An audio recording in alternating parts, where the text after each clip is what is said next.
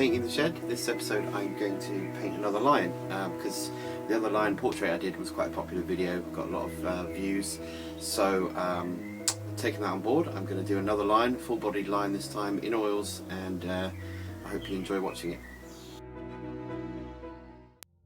Hello and welcome to this commentary.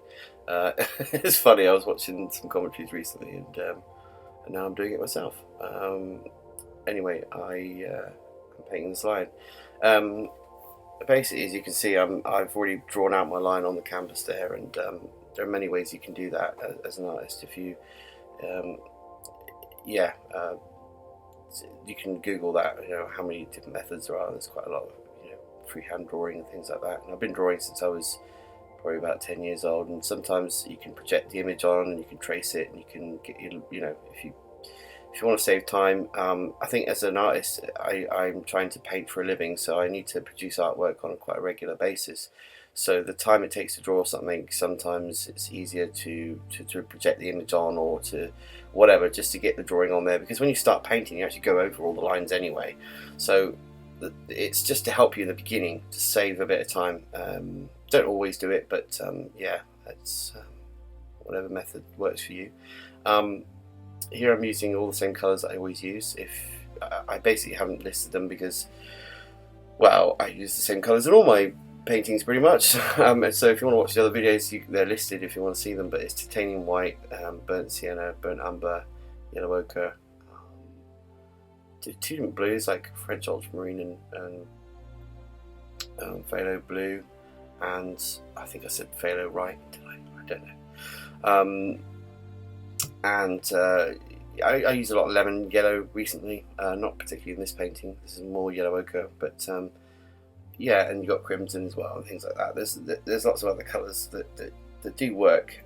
I think I used a bit of Payne's grey and a bit of ivory black on this as well, but you can see there's quite a lot of blue in the paint, and I think that's because a lot of this line is in shadow, so to get a nice shadow effect, it's always nice to add a bit of blue to the browns. On this part of the painting, I'm using a flat synthetic brush, like it's cut at an angle. It's like it's flat, and it's cut at an angle as well, which is great for doing clumps of hair. Like if you're doing lots of hair like this here, and you want to sort of clump lots of it together, it's great for doing that. It's great for branches and things like that as well. It's a good brush to have in your toolbox. And it doesn't necessarily have to be cut at an angle like that. It can just be flat and straight across, but this one just happened to be given this brush, and it was really nice to use it. Yeah, you can see here I'm putting all the light areas in first so that they stay light throughout the whole painting, and then adding some of the dark areas, because like I said, you do go over the drawing that you've done, so the drawing isn't that precious, it's just a starting point. So once you've gone over your lines, you just have to have built up enough shape and colour.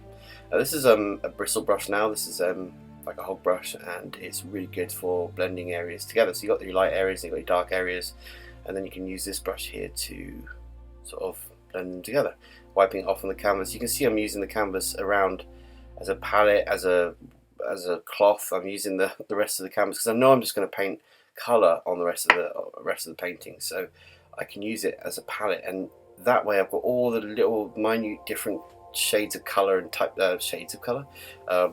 of colour and things all right there, just at my hand. So you can see there I've got yellow up there in the top right. I've got yellow and red and things like that, and it's just really handy to just dip across if you want to change it just really slightly, because the face, and the mane and that has so many different colours in it. Once you start looking at the source material, I had a photograph. Luckily, I try not to copy anyone else's photographs. It's good to, when you're starting out, to learn. Sure, fine, but I never copy someone else's artwork or someone else's photograph, because that is their artwork, is the photography. So this photograph was kindly given to me to use from a friend of mine who's recently been to Africa, because it's easy nowadays just to Google images, and if you do Google images and copy them, other people can Google those same images, and they can compare your picture with what's online, and it's never a good idea. And also, if you're if you start doing it as a career, as a job, and you're starting to sell your own work and make prints and things like that, you really want the source material to be your own. It is copyright, it is breaking law if you don't use your own source material. Here I'm putting on the claws and stuff like that onto the, wow, you can see what I'm doing. I don't need to explain, really. I'm just adding dark onto the light. Yeah, I mean, I started out drawing, copying pictures from the library books when I was a kid, and I loved it, and I did it all the time. And then one of my teachers told me, sort of said, you know, you can't do that forever. You can't sit and just copy pictures. And I was like, oh, okay, why not? And then, well, because that's their artwork. You know, you're copying someone else's artwork. So I then started photographing everything. Every time I went to the zoo, every time I went anywhere, I'd take my camera with me if I go traveling, go abroad, and if I see a bird in flight, I'm always trying to get photographs of it, because I know that's one of the hardest things to source yourself, is things like birds and like horses running and things like that. You want loads of photos, because you never know when you're going to use them. So I have a huge library, like digital library, and also a real library of photographs that I use. And I've used some of the photographs I've used more than once, and you know, and done several paintings from it. So it's really good to try and get your own source material.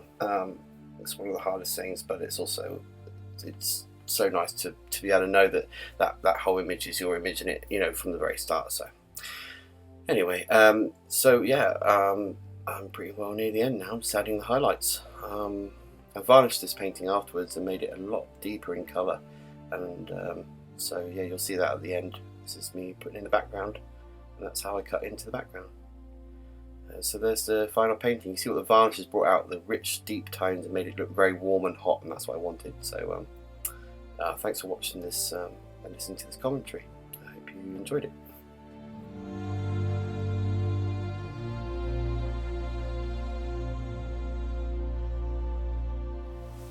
Thanks for watching. I hope that helped you with painting lines in oil paint and stuff. The process that I use to paint these pictures is probably very similar to the acrylic as well. So if you're using acrylic paint, then you can apply the same sort of techniques to that as well. You can buy this painting. It's you can either buy 2 different size prints of it, or you can actually buy the original that's still here at home. So if you want to buy this original painting, please go to my Etsy shop.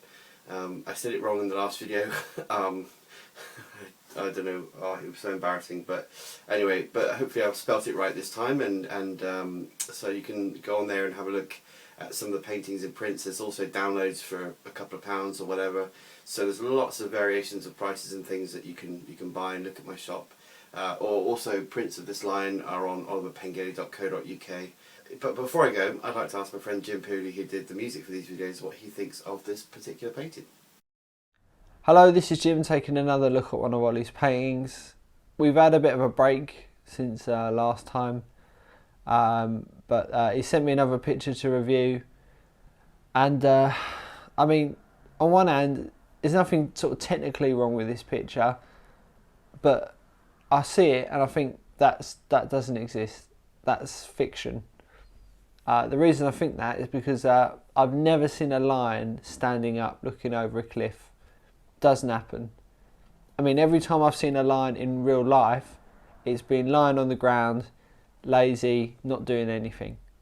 I know that the female lions, they go out and they do all the hunting and stuff like that. The male lions, they're doing nothing. So when I see this picture, I think it's not going to happen. It's not real, and that's my problem with it. You know, I can't get past that. So yeah, yeah, not a fan of lions. So yeah. Anyway, hopefully I'll have something else for us to review again very soon.